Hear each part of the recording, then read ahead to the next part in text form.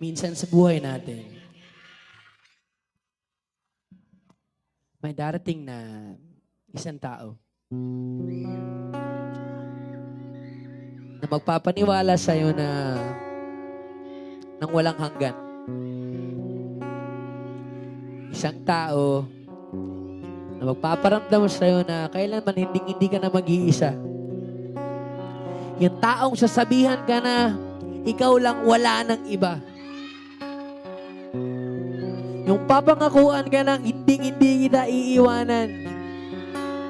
Pero naku naman,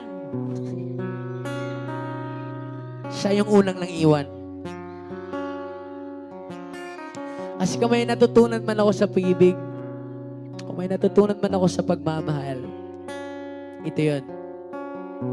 Ito yun. Minsan, kung sino pa pala yung taong binuo mo, yun din pala yung taong wawasak sa'yo. Wala eh. Ganon kasi talaga yung pag-ibig.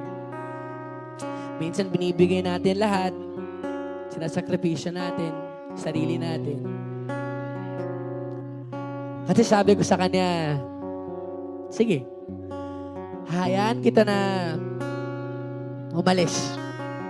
Hayaan kita na makalaya, pero pwede ba? Uy, pwede ba? Bago mo ko tuluyang iwan dito, mag-isa. May isang hiling ako. Huling hiling lang.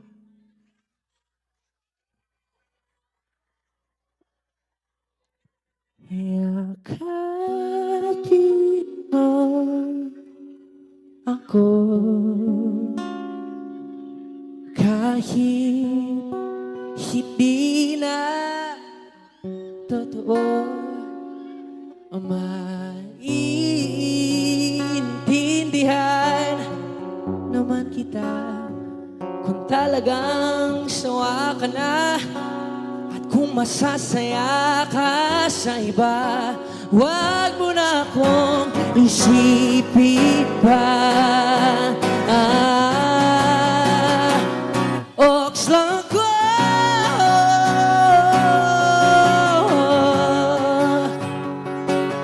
Dito lang ako. Huwag mo na akong isipin pa. Huwag kang mag-alala.